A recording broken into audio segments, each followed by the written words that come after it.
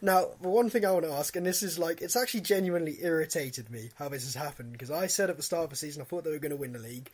Why are Arsenal such bottle jobs? That's my question. Dan, you'll probably enjoy this bit.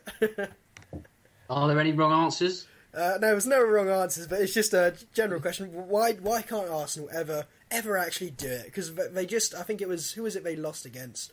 Swansea. Yeah, Swansea. They had Swansea lost 2-1. Yeah, I'll admit it was. They did have a lot of bad. I mean, they hit the bar, I think, 3 times. But I think before we start throwing criticising Arsenal for that game, Alan Curtis deserves a lot of credit. Yes, right. I thought so they could have been falling down after about 10-15 minutes, and what he really changed the tactics around. Obviously, it was a tough morning or a tough day for Swansea. Their manager going into hospital, so he did well to actually manage the team and to change tactics around at Emirates is very bold, and he got his just rewards. And I think it's very ironic because I think Ashley Williams, I think he gets a lot of. I think he's a really good centre back. I think he should have been top of Wenger's list a few seasons ago because they've missed someone in that sort of real leader like Ashley Williams. They've not really had Mertesacker, not really good enough. Koscielny good, but he's not really a leader. Swansea obviously did a great job, and they had a lot of changes in that game in terms of the first team squad, so it was massive credit for them for getting a result. But this wasn't just Arsenal v Swansea. They played against Barcelona, and of course it's Barcelona, so you've got to say they were never favourites, but they were the better team for, what was it, 60, 70 minutes? 70 minutes, definitely. Bottled it completely. 2 goals on the break, absolutely bottled it. Man United, playing against what was essentially Man United's youth team, they should have got a result there, just didn't turn up. 3-2, lost that one. So why is it? What is it about Arsenal's team? Is it the manager? Is it the players? What is it that means they just cannot do the job when the pressure gets ramped up? It's Arsene Wenger. You think it's Wenger? Okay, let's go with that. Dan, you expand on your view there. Well, how can he be making the same mistakes every season? It's the lack of getting players. It's the lack of, well, not the lack of, it's too much loyalty for the same players that are always injured. There's too many facets to him that all go wrong at this time of the season. You think something has to change either in himself or with the club, and it's this whole cycle of finishing 4th, getting to the second round of the Champions League, rinse, wash and repeat every season, and all Arsenal seem to be worried about is the improvements on the balance sheet and not actually winning trophies. I know they've won a couple of FA Cups to, appease some of the fan base at least over the last couple of years, but even as an Arsenal fan, how can you be happy with that? Just that same mentality of just 4th and then out in the knockout rounds. It's just madness, really. I think the fact that this is the most easiest chance that Arsene Wenger is going to get to win the Premier League again ever, because once Pep Guardiola comes in, and you'll get the feeling that Mourinho will probably end up at Man United at some point, this is it. This is his last chance, really. And to not win the league this season, if they don't, you'd think, how on earth have they missed this opportunity? So I think it all points to the manager. Not the only reason, but it's certainly the main reason. Well, I'm going to play devil's advocate to you there. I don't necessarily disagree with you, but he's a manager who's won the league in the past. He's a manager who gets from top 4 every single season. And arguably you could say with the transfers thing, especially with the way Arsenal have been going in recent years, I would probably reason actually that he isn't in charge of transfers. I'd say he gets given, do you want to sign this player or not? But he probably doesn't have that much input onto who that player is. I would be very surprised if he has complete control over transfers to say, this is the player I want, can we go and sign him? I want to spend this much money. I'd be very, very surprised. Most of the big clubs these days, it's clearly out of their hands. I think Sanchez, Ozil have come in recently for big fees, and they've gone out and spent money on big players when necessary, but I don't think... their team on paper is as good as anyone's. You look at Ozil, Sanchez, they've got Theo Walcott, they've got Giroud, they've got... Walcott is crap. Don't not class Walcott in that lot. He does not deserve to be in the same list Walcott's as been bad Ozil and Sanchez. Anyway, no. Well, anyway, I think on paper their lineup is as good as anyone's. It's just that it's the winning mentality, and it sounds ridiculous, but it is. And I think it's poor management. I think after the game, I watched the interview with Arsene Wenger, and he didn't criticise the players. He just sort of blamed the referee, and it made me think. I've never seen him really come out and say, "Yeah, we were dreadful today," and have a go at the players, which other managers do when need be. And I can't imagine him doing it behind the scenes either. I just can't imagine him, having a go at the players. I don't really know how he's doing a job. Let's run with my argument there. Arsene Wenger is not fully in charge of transfers. I think it's a fairly safe bet to make just because I don't think really any managers in the Premier League fully have charge of their transfers. I don't think Arsene Wenger looked at Mohamed El Neni and said, he's the solution to my midfield problems. I think he got told, we're signing Mohamed El Neni, do you really want him? He just went, well, we might as well. No, way round. I reckon Wenger's massively hands-on with his transfers. I reckon he's just stupidly stubborn. Hypothetically, let's just run with it. He's got a team of players who do not get motivated for big games. It's I can't remember who it was. I think it might have been Joey Barton who said it.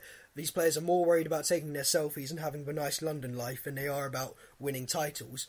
Could you not say then it's more on the players? And it's more on it's like you said, it's for lack of leaders. It's for lack of people trying to actually get that team motivated rather than being distracted by, being in a big city like London, having that lovely life you're going to get as a footballer.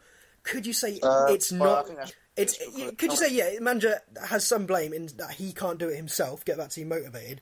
But would you not say the root cause, the original problem, where the symptoms are coming from, would be the players? I would say Chelsea. They don't bother Chelsea. They've won leagues and they're from London, so I think that's ridiculous. I would say that because Wenger, you could argue maybe because Wenger likes working with young players and such, you could maybe argue that he maybe deliberately doesn't sign players with big personalities to avoid disharmony in the dressing room, taking that risk. They were linked with Joey Barton. They nearly signed him a few years ago, I remember, but there was an incident with Gervinho, I think. It was in August at the start of the season. They nearly ended up signing him. He would have been a leader in the dressing room. I wonder if he'd have... Makes you think in an alternate reality, would he be at Arsenal and smashing it? Okay, but I do just think that I look at Arsenal and I look at players like you got Jack Wilshere, who I have absolutely laid into previously on this show, where I've said he is the epitome of everything wrong with a footballer.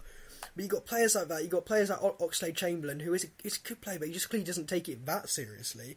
You've got these players here, and Giroud as well, who's more worried about what his hair looks like than genuinely playing a good game. And he hasn't scored for 10 games. Yeah, 11 games. I just look at that and I think, especially if a manager isn't 100% on signing these players, how much is it really his problem? Because there's some players we've all got to accept that just as there's in any walks of life, you cannot motivate. Not properly. You can't get them completely focused. It doesn't matter who you are. It doesn't matter if you're Sir Alex Ferguson. You can't stop Ravel Morrison being a dick. Some managers just cannot do it with these players. So I think maybe, could it not be the players? I'm just playing devil's advocate here.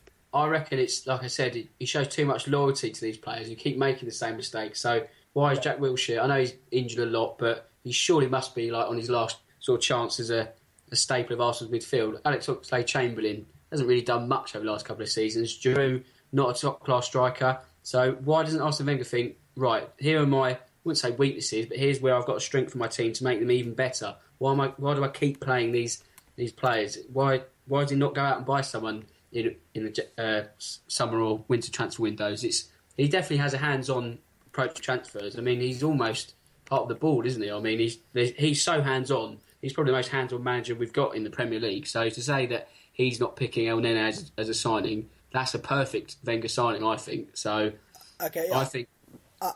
I was just playing devil's advocate. Personally, I do agree with that sentiment. As much as I like Wenger, because I think when he retires, that's the end of the Premier League era. The one that's just gone. That's the real end of the Sir Alex Ferguson era, where you've got the big managers who've been in charge for ages. So I'll be sad when he goes. But I think at this point, especially considering the fact that Arsenal do have money to spend, and they have had for several years now, the fact they haven't been making the right moves in the market, the fact they haven't got rid of these players who are just disruptions in the dressing room. Players like Wilshere, as much as he's an Arsenal lad through and through, he's a dick. He's an absolute monstrous dick who just is not a footballer. He might have it in his feet, but he's got fucking 4 brain cells up there, and he's just incapable of thinking without his penis. He's ridiculous. So I've got to say, I personally would go and say, yeah, it is Wenger. As much as I like Wenger, as much as he has been a success in the Premier League, I'm personally going to go and I'll agree. It's Wenger. Yeah, but I just want to make one point. If you look at the recent signings Arsenal made, they've generally been quite good. Like they've signed Petr Cech, who's done a decent job for them. They've got Sanchez, Ozil, Monreal, Giroud, who I'll disagree. I think he's an excellent striker. Goals in 11 games. But anyway, no, I think if you look at Arsenal's recent signings, I think broadly they've done well. It's who they've not signed is the problem, but the players have actually come in and. But right, if you say that, and you say they've got a good team, they've got excellent players, arguably one of the best teams in the league, then surely, again, it would be the manager who's the fault. Yeah, and that's what I'm saying. All right, yeah, okay. There we go. They have a good side, but as good a side as anyone, as I've said, but there's just something not right in the dressing room. Leaders. I think it's been pretty obvious for a few years. Yeah, exactly. No, leaders. Name one player who's going to go out there. Even Leicester, they've got leaders. They've got Robert Hoover, Wes Morgan. And obviously, they're not stand-up players, but they're still leaders in their dressing room. Arsenal don't have any leaders. People who are actually just, Mertesacker? I was going to say, wasn't he the Germany captain for a while? Yeah, you did. Yeah, but he just relied on all the good Germany players. But no, he's not. He doesn't seem to lead. There's no one on the pitch who will, who puts the other players into shape. They've lacked that since the era.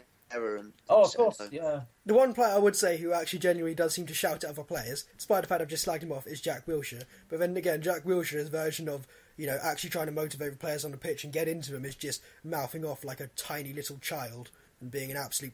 Oh, I hate Jack Wilshere. But then, I guess, it's not just necessarily shouting at other players. A good example, I think, Michael Carrick at Man United. He's a good organising, motivating, leader, but then people. He doesn't shout anyway. He's very chilled out. Sorry? Yeah, it's the organising, the motivating, the pat on the back, and all that sort of stuff. The stuff good managers do. Yeah, exactly. Hello, this is Bianca Westwood from Gillette Soccer Saturday on Sky Sports, and you are listening to the V2 Football Podcast.